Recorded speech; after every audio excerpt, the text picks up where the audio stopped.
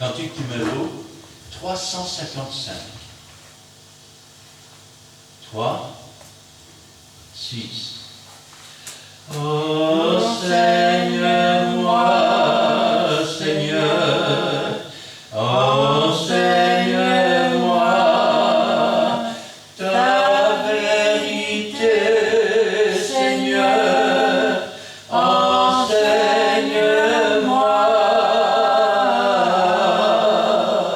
conduis-moi pas à pas dans la vie de la foi, illumine ma voie, enseigne-moi.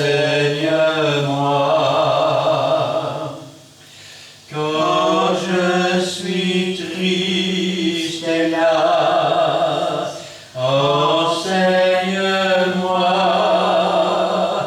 Quand je ne te vois pas, enseigne-moi.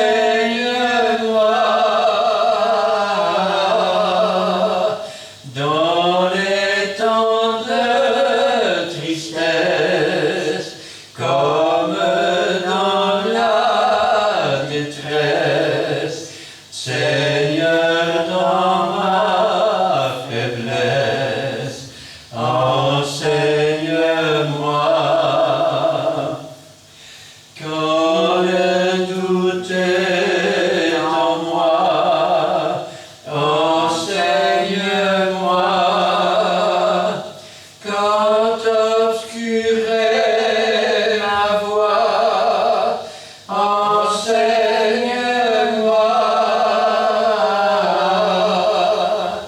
Quand le soleil revient briller sur mon chemin, lorsque je tiens ta main, enseigne-moi.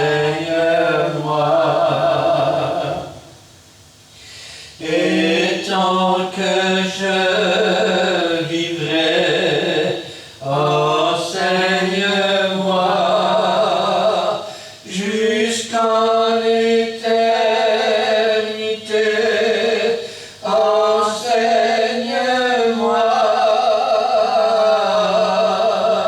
jusqu'à ce que je sois, Seigneur, tout près de toi, dans le séjour du roi, enseigne-moi. Amen. Amen. Et enfin le 282.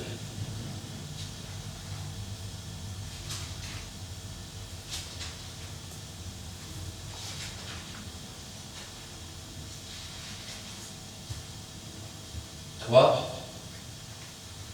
quatre. Te ressembler, Jésus, c'est mon espoir suprême. Penser, agir, aimer, toujours plus comme toi. Te ressembler, Jésus, c'est mon espoir suprême. Par ton esprit rends-moi semblable à toi. Amen. Amen. Cet après-midi, j'aimerais bien surprendre la parole de Dieu avec vous.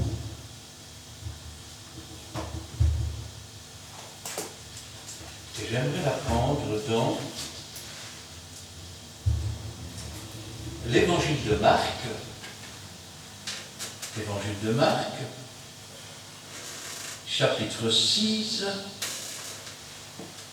Et nous lirons là du verset 14 à 24. Et je vais demander à mon frère et pasteur Édouard de remettre la parole du Seigneur entre ses mains. Et Gina nous fera la lecture.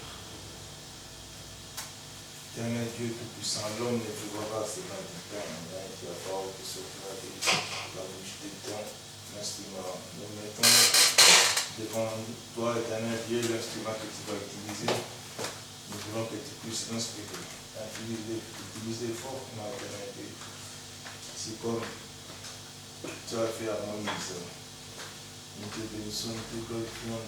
Ouvre-nous nos oreilles spirituelles, éternel Dieu. Nous voulons comprendre ainsi par l'Éternel. Soyez élevé, Père de grâce. C'est pour ça que nous voulons te lever cette prière avec nos précieux. Le nom de notre Sauveur et Rédempteur, du Seigneur Jésus-Christ de Nazareth. Amen. Nous lisons la parole de Dieu dans le livre de Marc, chapitre 6, versets 14 à 24.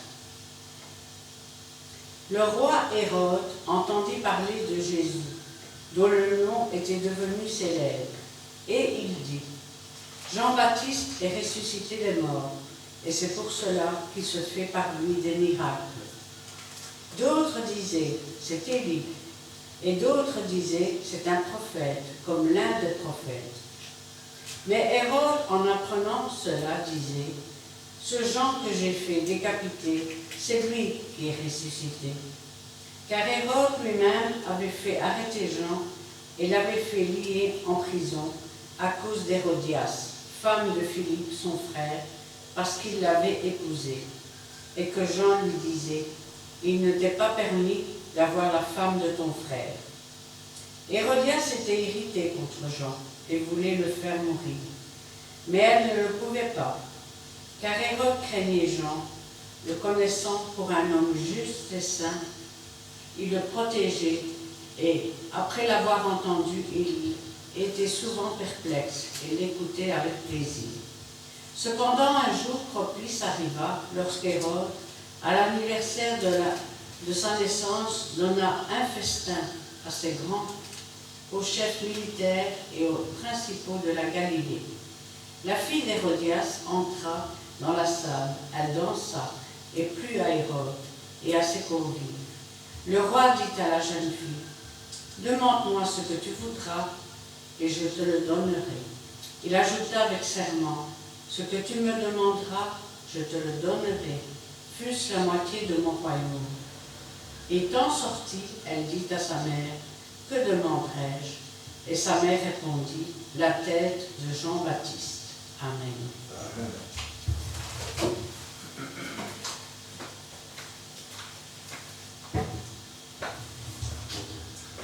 Aujourd'hui, j'aimerais aborder un sujet que l'on n'aborde quasiment pas dans les églises, le divorce. Alors, c'est quoi le divorce? Eh bien, c'est quand deux personnes décident de couper les liens qui les unissent. Il est pourtant bien marqué dans la Bible que les hommes ne séparent pas ce que Dieu a uni.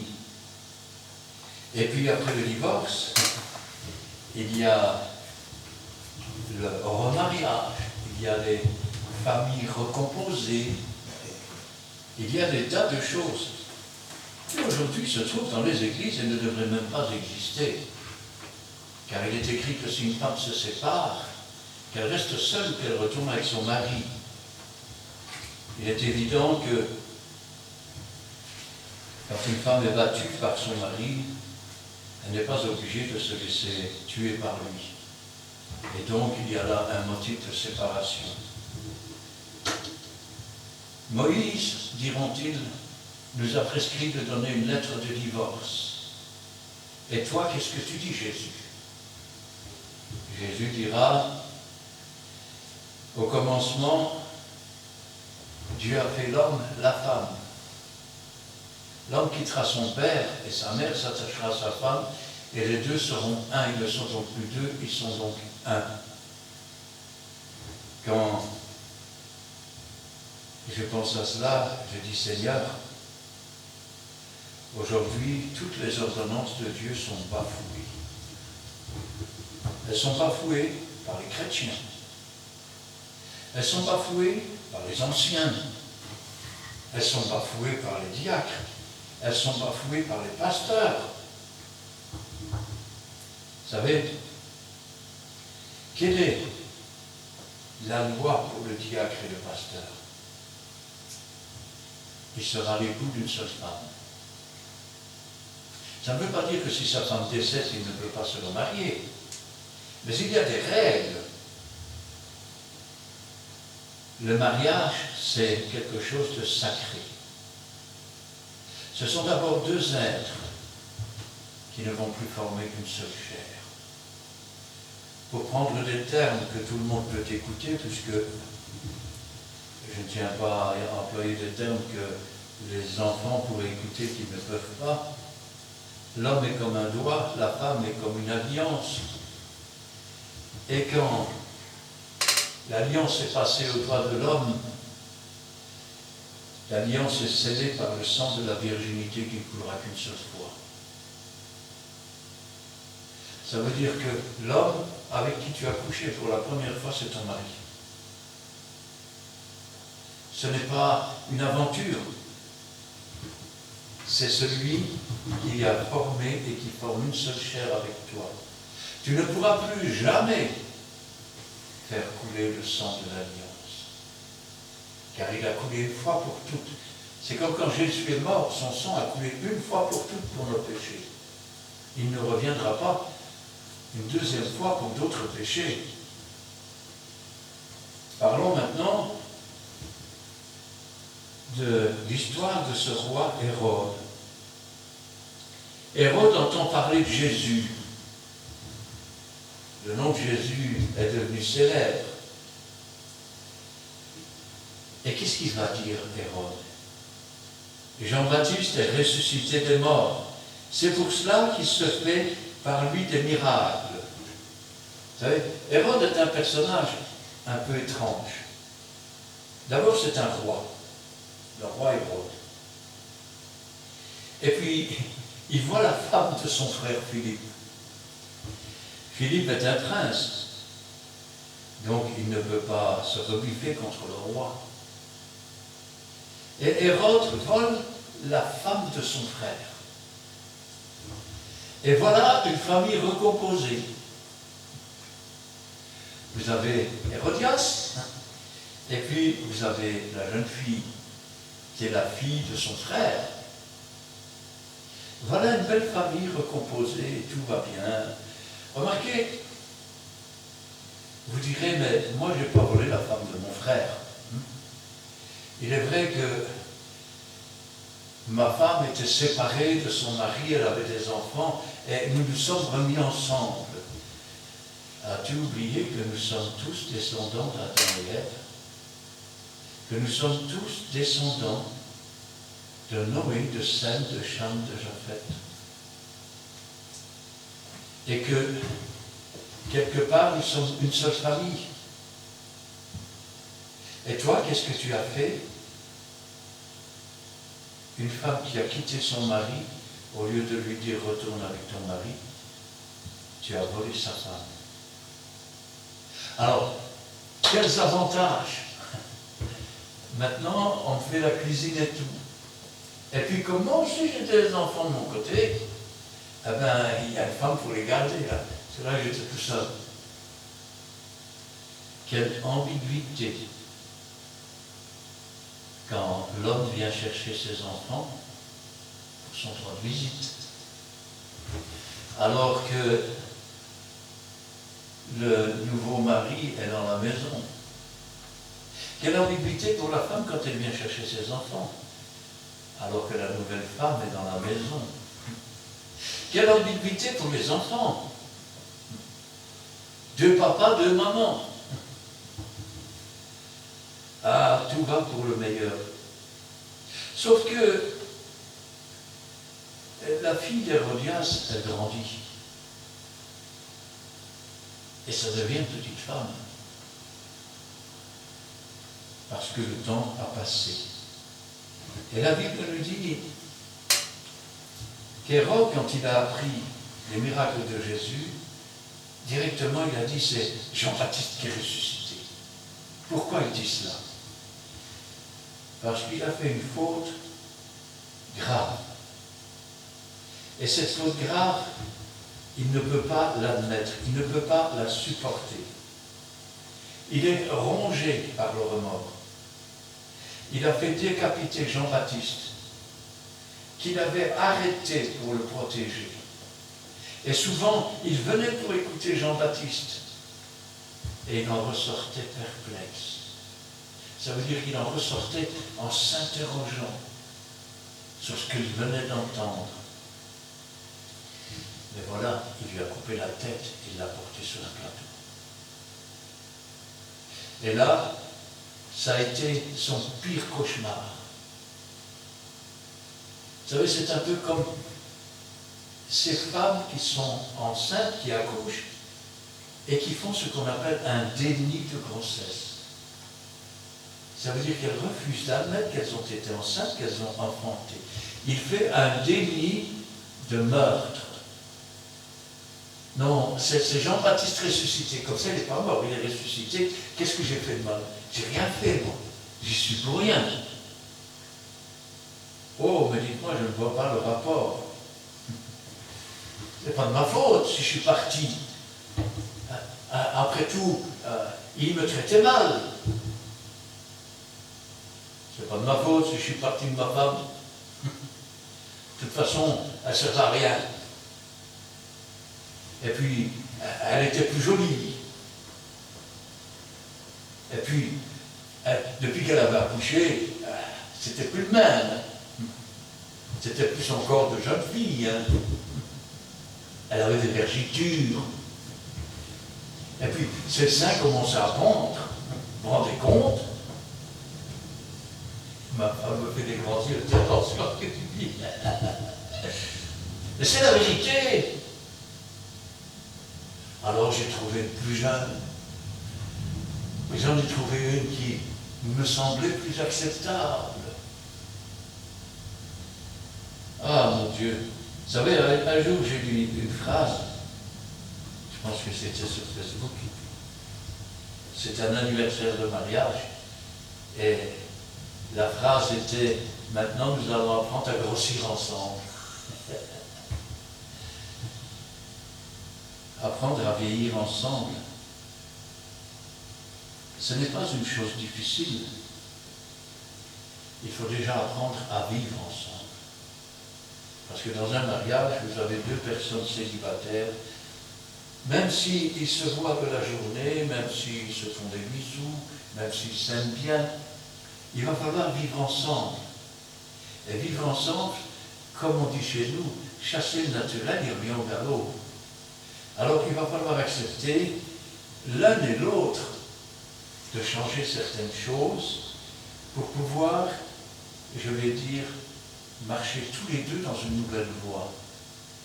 La voie d'un couple. Et la voie d'un couple, ce n'est pas « Oh mais moi je suis parti, mon mari n'est jamais là, il est toujours en train de travailler. » S'il travaille, c'est pour que tu aies du bien-être. Et toi, qu'as-tu fait? Tu l'as trahi. Ouais, mais il n'est jamais là.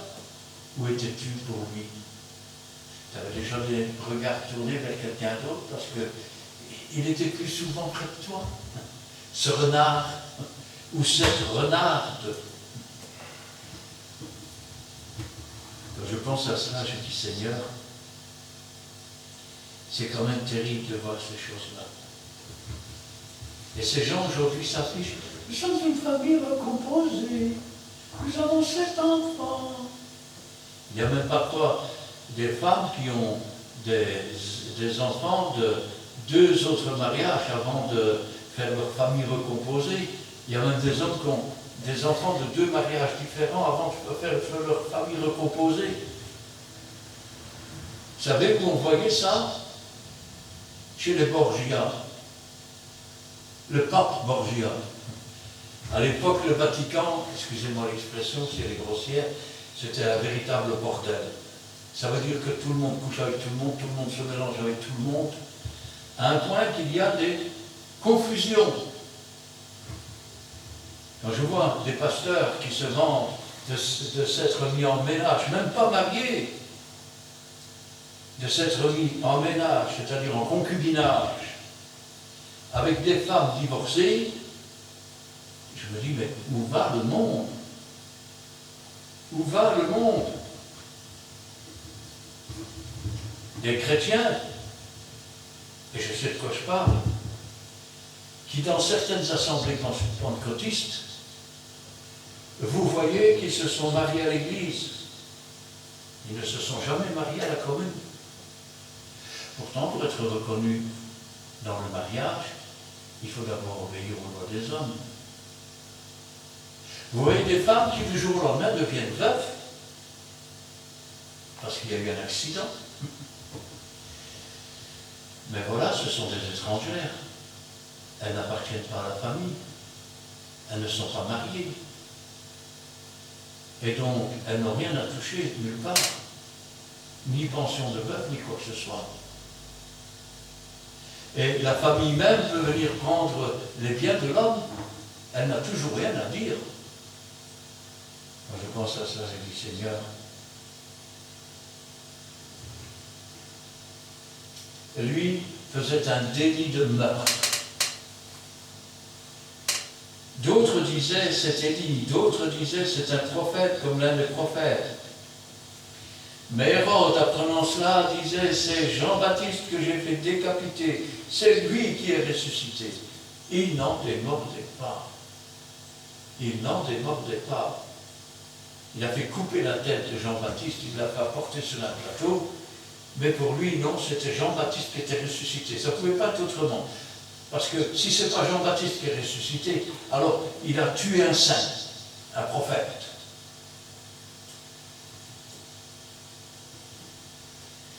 Car Hérode lui-même avait fait arrêter Jean et l'avait fait lier en prison. Pourquoi a-t-il fait ça? Il y a trois choses dont il faut se méfier dans le monde. Alors pour les hommes et pour les pasteurs autres, c'est l'argent, l'orgueil et les femmes.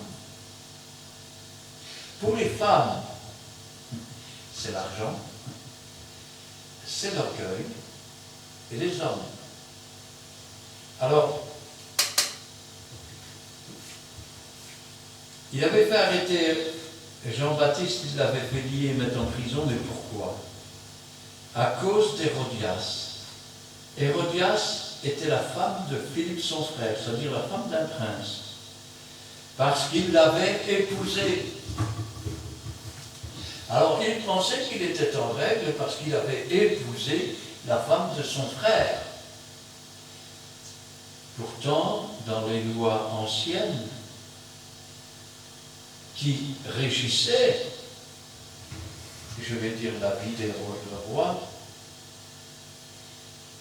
il est dit que tu ne prendras ni la maison de ton prochain, ni son cheval, ni son bœuf, ni sa femme, ni quoi que ce soit. Mais il l'a fait. Il a pris la femme de son frère, il l'a épousée. Alors tout va pour le meilleur des mondes. Ou c'est ce qu'on pense. Quand il l'a épousée, nous ne le savons pas exactement. Depuis combien de temps? Nous ne savons pas exactement. Mais ce que nous savons, c'est que Hérodias avait une fille. Que cette fille, elle est devenue une belle jeune femme. Vous savez, combien de fois j'ai déjà entendu des hommes qui courent après la femme, et puis quand ils voient la fille, si tu veux, je veux bien me mettre avec vous deux, il est écrit dans la Bible, tu ne prendras pas la mère et la fille dans la même maison. De même pour la mère, tu ne prendras pas l'homme et le fils dans la même maison. Quand même il y avait une guerre et qu'on emmenait des prisonnières, aucun homme ne touchait ces femmes. Ils attendaient un délai de 3 mois. Car ils voulaient s'assurer qu'aucun enfant ne naîtrait de ces femmes qui ne soit pas d'eux. Il y a des questions d'honneur quelque part.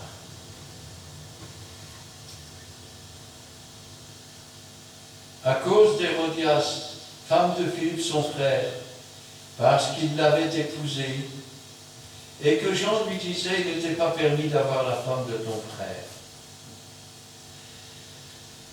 Alors, je vais vous le dire comme c'est, et comme est la loi de Dieu. Si une femme vient à l'église, qu'elle est déjà divorcée avant de se convertir, et qu'un homme s'approche d'elle, il doit d'abord lui conseiller de retourner voir son mari. Et si son mari la rejette, à ce moment-là, il peut l'épouser. À condition qu'elle était déjà divorcée et puis qu'elle s'est seulement convertie. Parce que si cette femme s'est convertie, qu'elle est devenue chrétienne, et qu'ensuite elle a décidé de quitter son mari, elle doit rester seule pour retourner avec son mari. Maintenant, si c'est le mari qui l'a mis dehors et qu'elle retourne le voir et que son mari ne veut pas la reprendre, alors elle est parfaitement libre. Le problème est toujours le même. Quand on se marie avec une divorcée, laissez-moi vous le dire, il y a un terme pour cela dans la langue hébreuse qui est encore utilisée aujourd'hui dans la langue asiatique. C'est une chaussure cassée. Autrement dit, ça n'a rien à voir d'une jeune fille vierge. Rappelez-vous toujours que l'Église est la fiancée de Christ. Elle va être l'épouse de Christ. Mais elle a été lavée par le sang de l'agneau. Elle a été purifiée, elle a été sanctifiée, elle est vierge. Si vous aimez les restes des autres, ça va être difficile d'être chrétien. Il avait pris la femme de son frère, Philippe. Et on peut imaginer que cette femme, elle était avec le prince, mais quand elle a vu que son frère était le roi, elle a dit, si je veux monter dans la société, mais il va falloir monter un cran de plus. Donc, si je parviens à séduire son frère, je serai la reine. Dans combien de familles cela arrive? Parce que le frère a une plus belle situation. On ne sait pas ce que ce sera dans 20 ans. Mais parce qu'il a une plus belle situation, parce qu'il a une belle voiture, toi, tu n'arrives à rien, toi, tu es au chômage. Regarde ton frère, lui au moins, il est bien, avec lui, je serai bien. Et parfois, vous avez des femmes qui quittent leur mari pour le frère. Parfois pour le voisin. Parce que vous avez l'homme qui travaille, il est jamais là. Mais le voisin, il ne travaille pas, lui, il ne va pas chercher après du travail. Il est peut-être simplement au CPS. Mais comme il n'a rien à faire et qu'il s'embête, il se cherche une petite femme. Il est comme un coucou, il va chercher les œufs dans le nid des autres. C'est un voleur. Oh frère, vous me vexez. J'en ai rien à faire, je ne suis pas là pour vous plaire. Je suis là pour prêcher la vérité, pour prêcher la loi de Dieu. Cet homme avait volé la femme de son frère, et le prophète lui disait, tu es un adultère, il ne t'est pas permis de prendre la femme de ton frère. Et à cause de cela, il l'a mis en prison, il l'a fait enchaîner.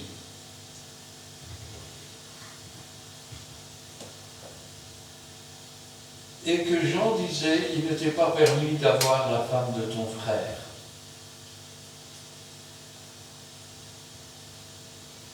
Qu'est-ce que c'est que, excusez-moi l'expression, qu'est-ce que c'est que ce bordel? Où les divorcés se marient avec les divorcés, où les hommes et les femmes, pour un oui, pour un non, quittent leur femme. Je connais un pasteur, il a quitté sa femme, parce qu'il préfère les plus minces. Un autre, il se marie.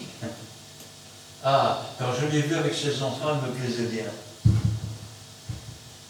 Non, on va où là? On va où? Maintenant, pour un oui, pour un non. Ah, tu ne peux pas faire ça. Je te la quitte. C'est fini. Vous en avez même, quand le mari rentre du travail, il trouve sa maison vide parce qu'elle est partie avec tous les meubles et tout. Devinez avec qui? C'est pas avec son frère, c'est avec son meilleur ami. Il y en a aussi qui rentrent à la maison un peu plus tôt que d'habitude et tombent sur leur femme qui est dans le lit avec un autre. Vous pensez quoi de ça? Avez-vous jamais vu que si quelqu'un commet adultère, l'homme et la femme sont punis de mort? Que veut dire cette phrase dans la Nouvelle Alliance? Ça veut dire que si tu quittes ta femme, si tu quittes ton mari, sauf pour cause d'adultère, et j'ajouterai pour coups et blessures. À part cela, si tu te mets avec une autre femme, tu es un adultère. Et elle est adultère. Et vous serez puni de mort. C'est-à-dire que le Saint-Esprit dans des églises comme ça ne se trouve généralement plus parce qu'il n'y a que de la débauche. Oui, chérie, je me suis remis avec toi, mais j'aime pas tes gosses, alors maintenant j'en ai trouvé une avec un gosse de moi. Et puis, t'es devenue vieille. Hein? Un couple, c'est apprendre à vieillir ensemble. Un couple, c'est savoir dire « je t'aime ». Il y a des maisons où la femme n'entend plus ça « je t'aime ». Alors elle ne sait pas qu'on l'aime. Elle voudrait bien qu'on l'aime. Elle se dit « tu crois qu'il m'aime encore ?»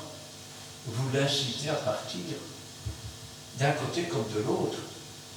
Les hommes aussi aiment bien qu'on leur dise « je t'aime ». Comment avez-vous réussi à former un couple? Parce que tu lui as donné tes sentiments, tu lui as dit « je t'aime ». Et elle t'a dit « moi aussi ». Et vous avez dit « on s'aime ». Mais une fois marié, c'est fini. Chacun de son côté, des étrangers. Madame est dans la cuisine, monsieur est dans son fauteuil en train de lire le journal.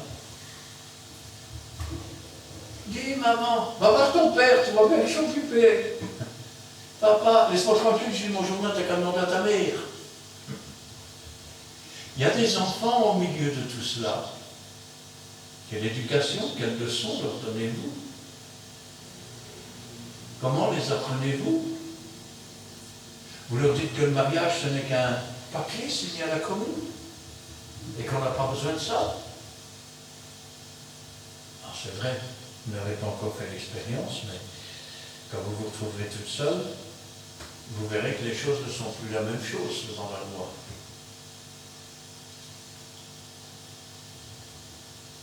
Hérodias était irritée contre Jean. Elle voulait le faire mourir. Vous quittez votre mari sans qu'il y ait eu d'adultère ou quoi que ce soit qui le justifie. Vous vous mettez en ménage avec un autre mari divorcé et vous ne voulez pas qu'on vous dise que vous n'êtes que des adultères, que vous êtes de la fornication, que vous êtes dans le péché,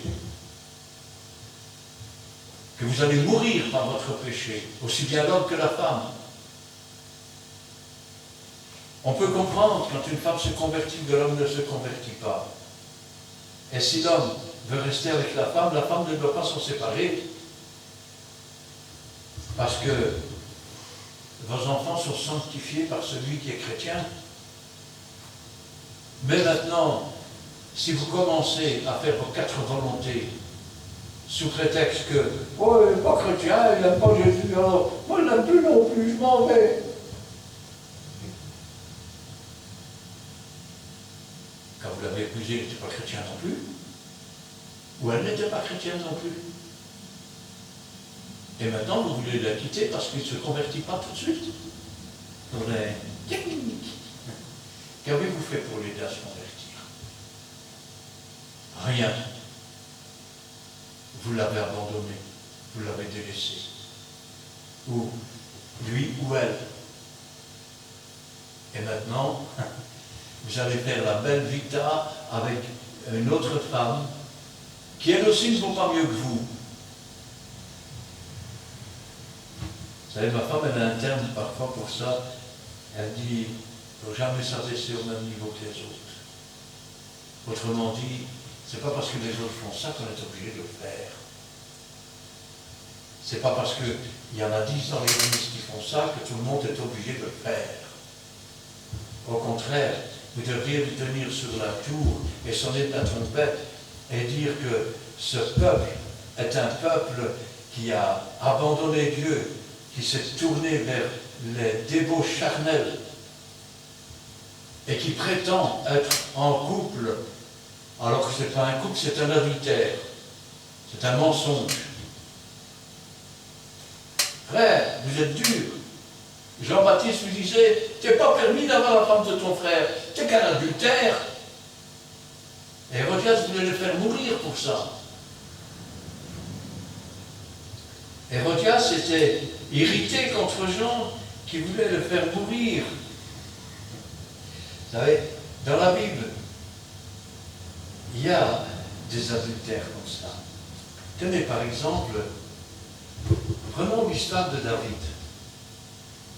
David se promène sur le toit du palais un jour, et puis il voit la femme de Uri de Héthien qui est en train de prendre son bain.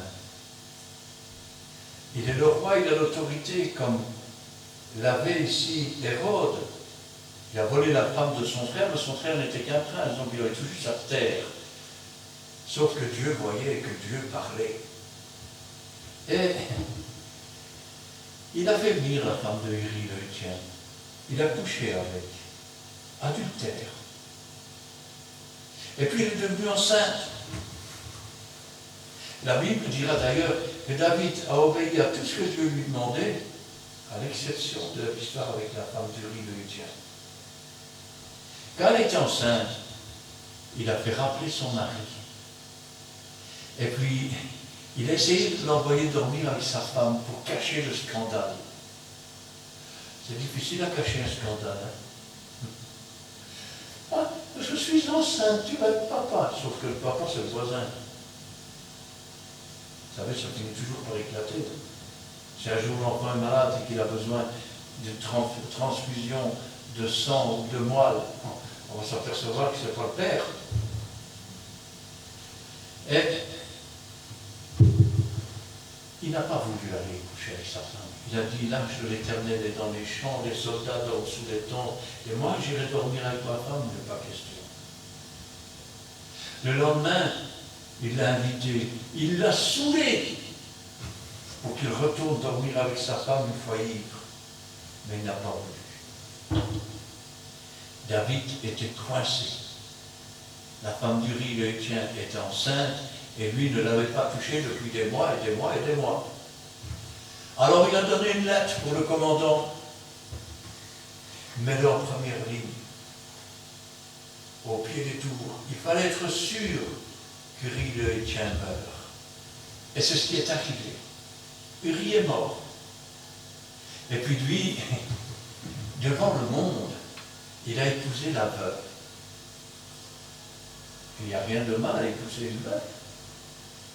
Sauf que ce qu'il avait oublié de dire, c'est qu'il avait fait cocu Uri de Héthien, ils avaient commis adultère tous les deux, l'enfant qui était dans le ventre de la mère n'était même pas celui de David, n'était même pas celui de Uri, et il voulait l'épouser en cachette. Et puis le prophète Samuel est venu lui dire bonjour un jour. Ah, je voudrais te raconter une histoire, dit-il à David. Oui, laquelle? Il y avait un homme riche, et un jour un pauvre est venu, et le riche l'a invité à sa table à manger. Le pauvre n'avait qu'une seule brebis, et le riche pour manger a pris la brebis du pauvre. Alors David se révolte, lui qui est le roi. qu'un tel homme soit mis à mort, c'est tout ce qu'il mérite.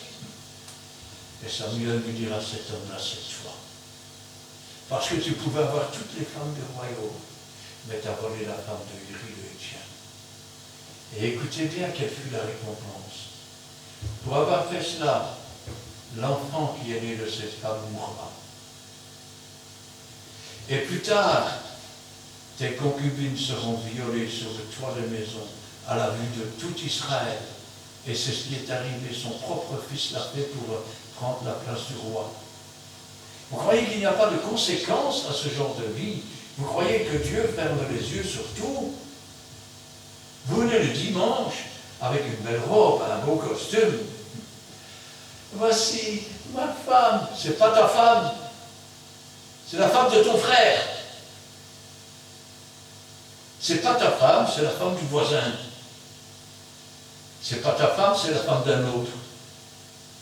Voici mon mari. C'est pas ton mari. C'est pas ton mari. C'est le mari d'un autre. Et tu es fier. Tu devrais avoir honte. Tu devrais t'agenouiller, l'un et l'autre, vous repentir, changer de vie. Comment le faire maintenant? Quand allez-vous comprendre que c'est un piège du diable? Et je vais vous expliquer pourquoi encore. Vous avez quitté votre conjoint. Il n'y avait pas d'adultère, il n'y avait pas de coups et blessures. Vous vous êtes mis avec un autre qui a quitté sa femme. Il n'y avait pas d'adultère de la part de cette femme. Il n'y avait pas de coups et blessures. Vous vous êtes mis ensemble. Vous avez donc contracté un mariage d'adultère. Mais maintenant vous êtes prisonnier parce que le diable vous tient par la gorge. Ah, je ne comprends pas. Tu ne peux plus retourner avec ta femme. Sinon tu commets adultère vis-à-vis de ta deuxième femme. Et tu ne peux pas rester avec la deuxième, parce que tu es adultère vis-à-vis de la première. Alors quoi que tu fasses, tu es un adultère. Dehors, les enchanteurs, les magiciens, les magiciens, les adultères.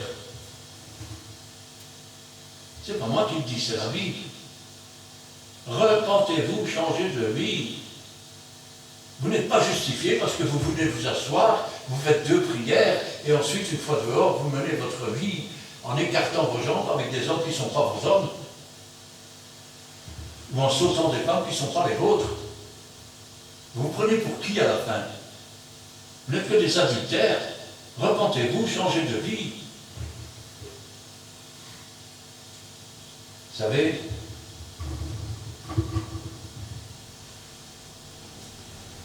j'ai rencontré ma femme, j'avais 16 ans. Et 3 jours plus tard, je l'ai rencontrée en privé, nous avons parlé, et je lui ai dit, à 4 jours, mais ma femme rectifie, parce que moi j'ai une petite mémoire, et je lui ai dit ce jour-là, si tu attends 2 ans, je t'épouse. Et pendant 2 ans, nous nous sommes rencontrés, et elle a attendu. Et 2 ans plus tard, nous nous sommes mariés. Il y a plus de 50 ans que nous sommes mariés maintenant. Vous entendez? C'est pas ma deuxième femme, c'est pas ma troisième femme, c'est pas son deuxième mari, son troisième mari. Il y a plus de 50 ans que nous sommes mariés. Nous n'avons pas besoin d'aller voir ailleurs. Vous savez, on sait toujours bien ce qu'on perd. Vous ne savez jamais ce que vous allez retrouver. Et c'est quand on a perdu qu'on se rend compte de ce qu'on a perdu.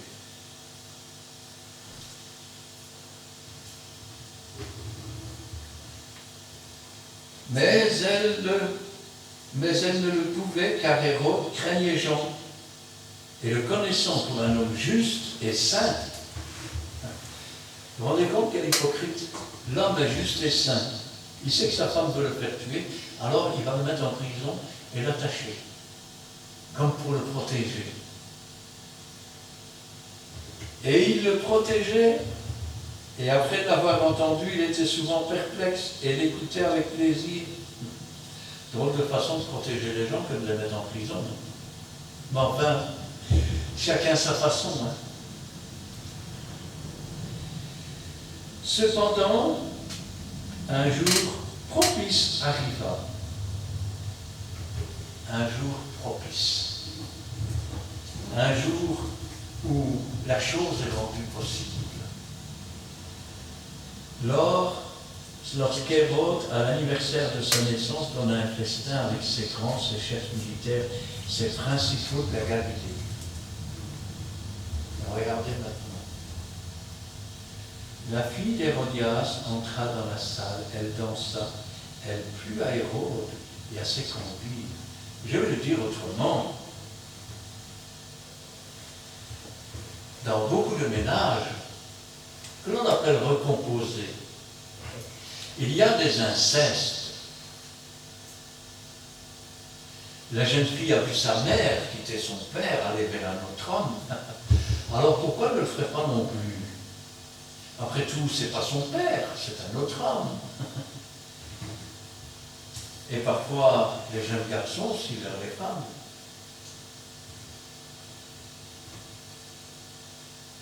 Quelle belle famille recomposée. Le bébé qui avait 6 mois était tué par le beau-père. La jeune fille qui avait 14 ans était violée par le beau-père. Le garçon qui avait 13 ans couche avec sa belle-mère. Mais frère, chez nous ça ne se passe pas. Tu n'as pas été voir. Je te dis les conséquences de ce que tu appelles les familles recomposées.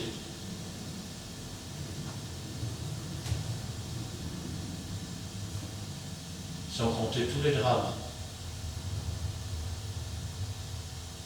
Toutes les crises que les enfants peuvent faire et où ils ont besoin de psychologues ou autres. Parce que le beau-père préfère ses enfants plutôt que les autres, donc les autres sont battus.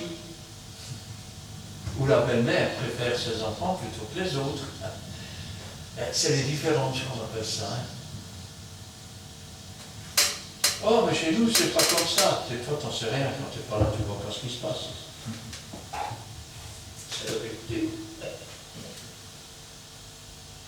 Un jour propice, la fille Hérodias est rentrée dans la salle en se trémoussant. C'est qu'elle a grandi. Et puis, après tout, mon père, c'est Philippe. Et lui, c'est pas mon père. Donc, je peux très bien séduire. Comme ça, c'est moi qui serai la reine. Alors elle est rentrée en faisant aller son petit hippopotame gauche à droite. Elle s'est mise à danser. Avec un beau sourire. Avec un regard pour séduire. Et tous les invités.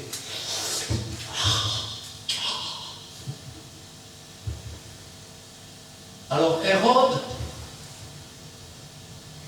qui n'est pas un idiot en ce qui concerne les attitudes des femmes, il va lui dire maintenant, demande-moi ce que tu veux. Fais la moitié de mon royaume. Je voudrais que vous compreniez ce qu'Hérode vient de dire. Hérode n'a pas simplement dit « Demande-moi ce que tu veux, si tu me demandes la moitié du royaume, je vais te le donner. » C'est pas ça que ça veut dire. Rappelez-vous du temps d'Esther, du temps du roi Assuérus. Lorsqu'Esther est allée devant le roi, elle est allée parce que le peuple juif était menacé de mort à cause d'un édit. Elle s'est présentée devant le roi. Si le roi ne lui tendait pas le bâton, elle était condamnée à mort. Mais il va lui tendre le bâton. C'est sa femme. Et il va lui dire, qu'as-tu à me demander, Esther? Demande ce que tu veux. Fût-ce la moitié de mon royaume. Comment appelle-t-on sa femme? On l'appelle la moitié. Et quand on est marié, l'épouse a le droit à la moitié des biens. C'est considéré comme acquis. D'ailleurs, en cas de décès du mari ou de la femme, le conjoint restant a droit à la moitié, sans aucune restriction, plus une part d'enfant. La part d'enfant, c'est la part d'héritage du décédé. Alors que la moitié des biens lui appartient. Quand Hérode lui dit, fût-ce la moitié de mon royaume, il lui dit, demande-moi ce que tu veux. Si tu veux devenir ma femme, je suis d'accord. Voilà en fait ce qu'il lui dit. C'est la fille de la femme de son frère. Il a couché avec la mère, maintenant il veut coucher avec la fille. Or, il est clair, si vous ne savez pas de quel chapitre je parle, c'est dans le livre d'Esther, chapitre 5. Vous lisez les premiers versets, vous le verrez. Il lui a offert la moitié de son royaume. Pourquoi? Parce que c'était sa femme. Elle avait droit à la moitié de la part. Et cette part reste toujours aujourd'hui en cas de décès. La femme, épouse légitime, a droit à la moitié sans aucune restriction. Plus hérité de son mari. De même, quand c'est la femme qui meurt, le mari a le droit à la moitié des biens, parce que ses biens, c'est à lui. Pour l'autre moitié, les enfants sont héritiers, puisque la mère est décédée ou le père. Et là, la femme ou le mari a droit à la part d'un enfant égal. Quand il lui offre la moitié de son royaume, en fait, il lui dit, si tu veux devenir ma femme, je suis d'accord. Ça veut dire qu'il a couché avec la femme de son frère, il a commis un adultère, maintenant il veut commettre un inceste avec sa nièce. Vous savez, vers les années 1900, on ne disait pas à la maîtresse. L'homme se présentait, parfois des vieux riches avec des jeunes femmes, et quand il se présentait dans un endroit, bonjour monsieur, je vous présente ma nièce. En fait, c'était sa maîtresse.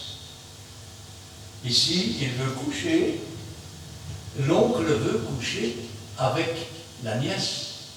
Et la nièce veut coucher avec l'oncle. Elle veut prendre la place de sa mère et la supplanter. Et Hérode dit d'accord. Quand il lui dit, je te donnerai la moitié de mon royaume, il lui dit, je te donnerai ta part d'épouse. La dot en quelque sorte. Quand je pense à cela, je dis, Seigneur, dans combien de familles c'est comme ça? Où les parents ont donné l'exemple et où la fille ou le fils veut usurper la place de sa mère ou de son père adultère.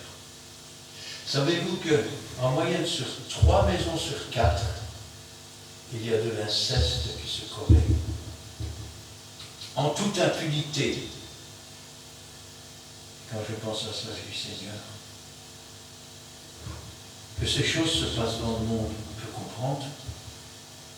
Après tout, c'est le monde sous la puissance de Satan, et nous sommes là pour les enseigner, pour qu'ils sortent du milieu d'eux, qu'ils se repentent, qu'ils changent de vie, qu'ils marchent sur le chemin étroit, mais que ça se passe dans les églises, et que certains prennent des chemins larges. J'ai même entendu des pasteurs dire que le mariage, c'est Napoléon qui l'a inventé.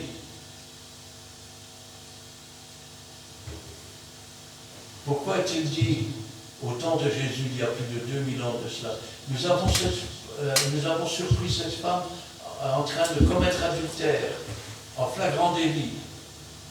S'il n'y avait pas de mariage, il n'y a pas d'adultère non plus. Hein?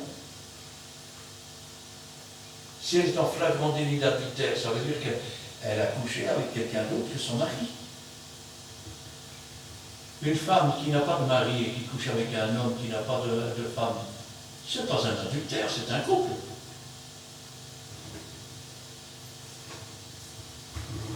Quand je pense à ça, je me dis, Seigneur, la fille d'Hérodias entra dans la salle, elle dansa, et plut à Hérode et à ses convives. Le roi dit à la jeune fille, demande-moi ce que tu voudras, je te le donnerai. Il ajouta avec serment, ce que tu me demanderas, je te le donnerai. En lui disant, fût-ce la moitié de mon royaume, si tu veux venir coucher avec moi, devenir ma femme, c'est ok. Voilà ce qu'il lui dit en fait. Et elle va sortir, elle va poser la question à sa mère, qu'est-ce que je demanderai? Je voudrais que vous compreniez, parfois dans certaines maisons où les femmes quittent les hommes, ces femmes sont des femmes qui se servent de leurs propres enfants pour obtenir ce qu'elles veulent.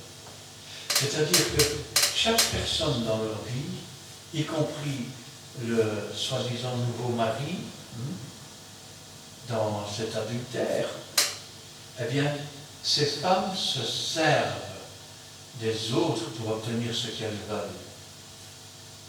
Vous remarquez qu'elle ne lui a pas dit, eh bien, ne demande plus la moitié du royaume. Elle est reine, elle n'est pas stupide. Si elle demande ça, elle ne sera plus reine. Elle ne sera plus que la belle-mère. Quelle drôle d'engeance de famille. Et comme elle sait qu'elle est adultère, et elle est en colère contre Jean-Baptiste, elle va lui dire, écoute, demande la tête de Jean-Baptiste sur un plat. Hérode n'avait pas envie de le faire, mais il va quand même envoyer couper la tête, et on va lui amener sur un plat. Vous avez entendu cette expression, quand, par exemple, on vous fait cadeau d'un truc, ou par exemple, que vous avez des parents aisés qui vous donnent tout ce que vous voulez. On dit, ouais, mais toi, tu as passé tous tes services sur un plateau. C'est de là que vient l'expression. On lui a servi la tête de Jean-Baptiste sur un plateau, ce qu'elle demandait. Ça veut dire qu'elle n'a pas eu ni effort, ni quoi que ce soit à faire. Elle a eu tout juste à séduire. Combien d'enfants essayent de séduire le conjoint adultère ou la conjointe adultère? On vit dans un monde aujourd'hui où ce qui est mal est appelé bien, ou la norme. Et ce qui est bien est appelé mal. Et alors on vous dit, oui, mais attendez, parce que vous dites que ça c'est mal, et moi je dis que ça c'est bien. Alors c'est qui a raison? C'est vous ou bien c'est moi? Moi je n'ai aucune raison, mais celui qui a créé la terre, qui a créé le ciel, celui qui donne la vie à l'herbe qui pousse, qui donne le souffle de vie pour que les bébés poussent leur premier cri. Et lui, il sait de quoi il parle. Et quand il dit, il envoie son serviteur qui crie, sonne dans la trompette et qui dit à Hérodias, il ne t'est pas permis d'avoir la femme de ton frère. Je te le dis, toi qui es chrétienne, il ne t'est pas permis d'avoir l'homme d'un autre. Et toi, monsieur qui dit chrétien, il ne t'est pas permis d'avoir la femme d'un autre. Dieu a préparé, si tu étais droit dans tes bottes, Dieu t'aurait donné la femme qui t'a prédestiné, t'entends, prédestiné.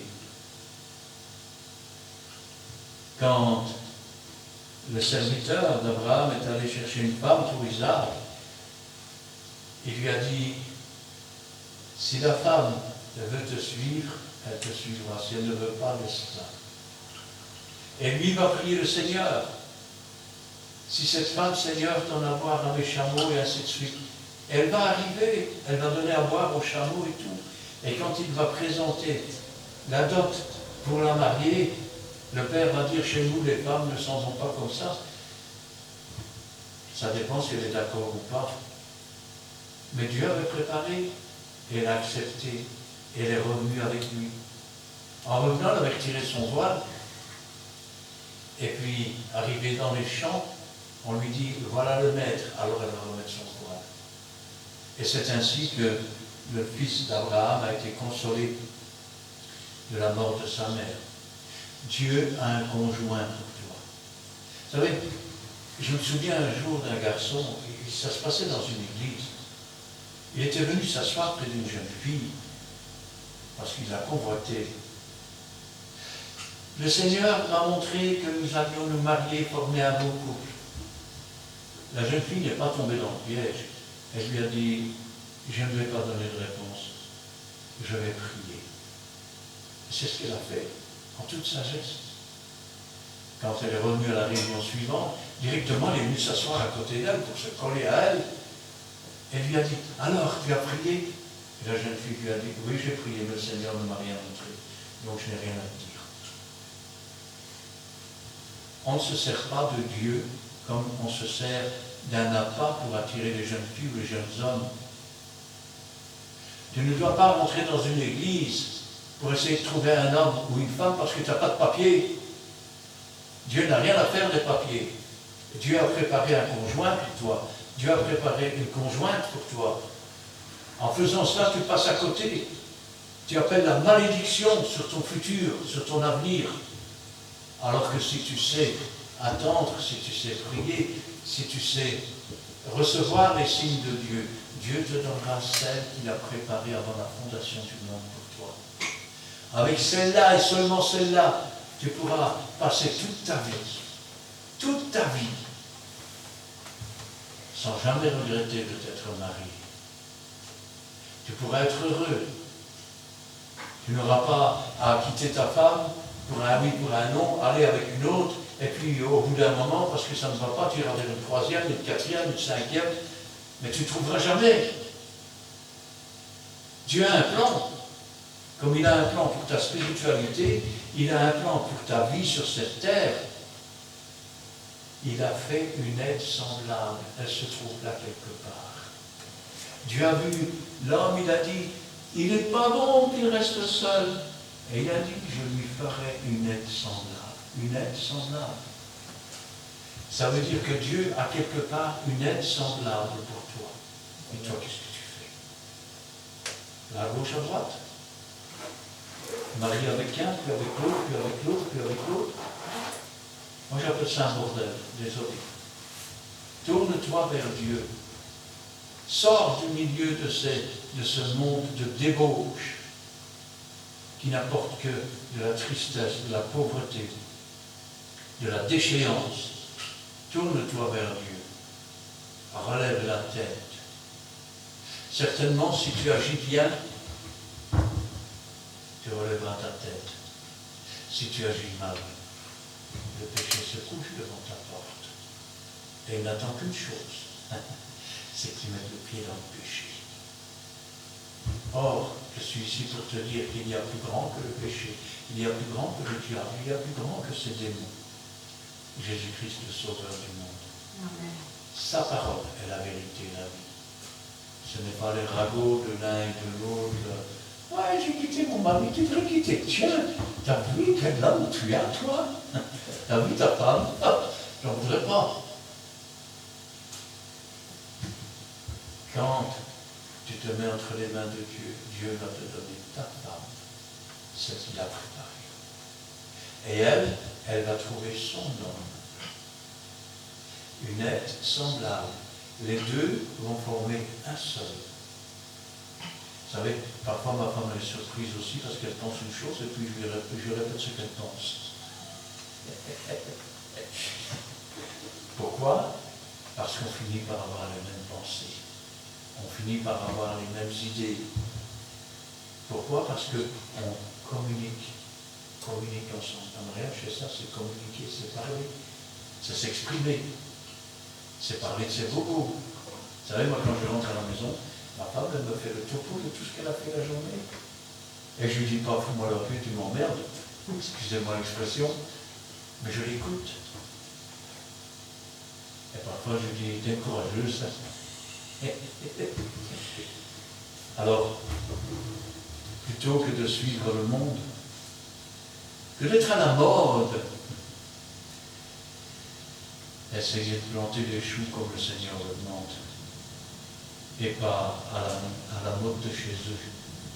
Parce que sinon, à la fin du voyage, il y aura un grand trou. C'est le trou où il y a des pleurs et des grincements de dents. C'est le trou où ce riche qui disait « j'ai besoin de rien » et je mène brillante et joyeuse vie disait « va dire à mes frères qui sont dans le monde, parce que j'ai encore 5 frères et je souffre cruellement ici. » Et toi, qui as la richesse d'avoir une épouse, respecte-la, aime-la, apprends à la connaître, apprends à avoir des projets en parallèle, tous les deux. afin que vous ne soyez pas en diagonale l'un contre l'autre, ou dispersés l'un contre l'autre. Cette histoire qui nous a été écrite dans la Bible, elle est claire. Si tu prends la femme de quelqu'un d'autre, tu es un adultère. Dieu n'est pas d'accord avec ça. Elle est claire dans le sens où ça amène même les enfants, je vais dire, à l'inceste avec les beaux-parents. Ou parfois apprendre le mari de la mère ou la femme du père. Ou parfois coucher avec l'oncle, avec la tante. C'est tout, c'est marqué dans la Bible, ça que tu ne peux pas coucher avec la femme et la fille dans la même maison, avec ton oncle, avec ta tante, avec tes proches parents. Et que tu ne peux pas convoiter la femme de ton prochain, car celui qui regarde la femme de son prochain et la convoite, il a déjà commis un adultère dans son cœur. Quand tu dis je me suis remarié, on a une famille recomposée, moi je traduis avec les termes de la Bible. Tu as convoité la femme de ton prochain, tu as pris la femme de ton prochain, tu as pris l'homme de ton prochain, et vous êtes des adultères. Repentez-vous, changez de vie. Car le royaume des cieux approche. Mais avant le royaume des cieux, laissez-moi vous dire que c'est le royaume de l'Antéchrist qui va venir. Et si déjà vous n'êtes pas droit, quand Dieu donne la puissance de résister fermement au diable pour qu'il s'enfuit loin de vous, quelle puissance aurez-vous quand l'Antéchrist viendra? Amen. Amen. Nous allons prier. Éternel, notre Dieu, notre Père, nous te louons, nous te rendons grâce. Béni sois-tu et gloire à toi. Ta parole, c'est la vérité. Ta parole, c'est la vie, Seigneur. Et c'est la révélation de tes paroles qui est claire. Il est vrai que nous vivons dans un monde de débauche, où ça ressemble de plus en plus à Sodome et Gomorrhe, où les couples se forment contre nature, contre la parole de Dieu, contre les lois divines, et qui se redressent fièrement, comme pour mieux t'outrager, comme pour mieux te résister, Seigneur. C'est pourquoi aujourd'hui, Seigneur, je suis sur cette tour et je sonne de la trompette. Certains vont me haïr, certains voudraient peut-être déjà me voir mort. Mais toi, Seigneur, je sais que tu n'as pas honte de moi, car je sais que tu sais que je fais ce que toi tu as préparé. Alors que ta volonté soit faite, et que le jour venu, aucun d'eux ne puisse dire que je ne savais pas. Personne ne m'en avait parlé. Que ce jour-là, Seigneur, s'ils sont condamnés, qu'ils puissent l'être avec justice. Et s'ils entrent dans le ciel, Seigneur, parce qu'ils se sont repentis, qu'ils ont changé de vie, que toute la gloire t'en revienne, Seigneur. Gloire au Père, gloire au Fils et gloire au Saint-Esprit. Amen. Amen. Merci, merci pour ta parole.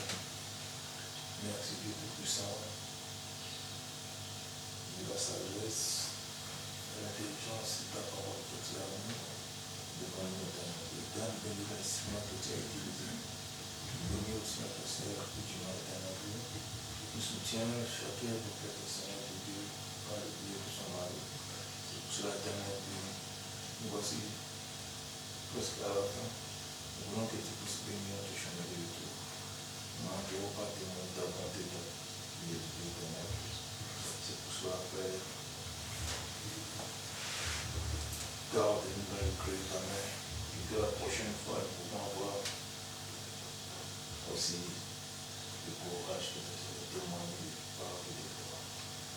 Merci parce que c'est toi qui nous fortifie. C'est pour ça que je m'en prie ici, c'est lui qui nous fortifie, c'est toi. Et sans toi, nous n'avons rien à faire, parce que c'est ta parole qui s'accomplit. Sans toi, pour rien faire. Alors assistez-nous, Jésus, jusqu'à la fin, éternel Dieu. Et accompagne-nous tous les jours, que ton esprit soit toujours avec nous pour nous prévenir des dangers. Parce que tu as dit, Les anges de l'éternel campent autour de ceux qui craignent Dieu. C'est pour cela que nous avons la silence devant notre Seigneur. Nous avons, Père, la conviction, Père, qui édifiera de nos instruments pour témoigner à témoigner. Gloire au Père, gloire au Fils, gloire au Saint-Esprit. Amen. Amen. Merci Seigneur pour cet instant béni face à ta présence. Merci pour ta parole d'aujourd'hui. Parole à travers laquelle tu as parlé à ton peuple. Tu nous parles des recommandations sur le mariage, sur les couples. Nous avons entendu ta parole, mon Dieu, et nous voulons suivre tes directives, car tu es un Dieu d'amour et tu bénis tous ceux qui respectent ta parole, qui font ta volonté. Nous voulons regarder dans la même direction afin, Seigneur, de faire ta volonté. Inonde notre cœur de sagesse, d'amour, d'intelligence et de discernement, afin, Seigneur, que nous soyons soudés en couple, mais aussi avec toi, ô Dieu Tout-Puissant, avec toi, Jésus-Christ, avec toi, Saint-Esprit, car nous avons besoin de tes directives chaque jour, afin d'être soudés ensemble et de regarder ensemble dans la même direction. Merci Seigneur, car tu sais ce dont nous avons besoin. Interviens pour tous ceux qui ont besoin de tes directives, afin qu'ils n'agissent pas dans de mauvaises directions, Seigneur, et qu'ils prennent la bonne décision. Bénis, Seigneur, tous ceux, Seigneur, qui te sont fidèles. Interviens favorablement et puissamment pour toutes les demandes de prières et cas spéciaux, les prières cachées au fond de notre cœur. Interviens, Seigneur, pour tous ceux qui te suivent à travers les vidéos bibliques. Veille sur ceux qui souffrent, Seigneur, en silence, car tu es un Dieu d'amour. Tu vois tout et tu entends tout. Et tu sais ce dont tes enfants ont besoin, Seigneur. Car quand un malheureux crie, tu l'entends, et tu envoies des anges autour de lui pour le délivrer des tourments. Merci, Seigneur. Donnez-nous de méditer cette parole, mais surtout de l'accepter, de mettre en pratique. Gloire te soit rendue dans le bon nom de Jésus-Christ, notre Sauveur. Amen. Amen. Amen. Eh bien, nous terminerons la réunion avec le cantique numéro 293.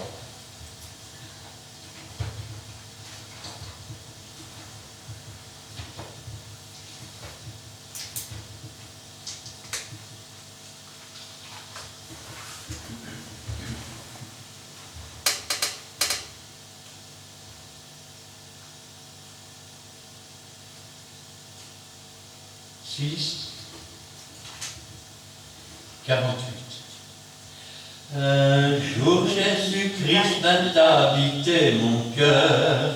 Oh, quel bonheur, parfait bonheur. Il chassa la nuit, essuya tous mes pleurs.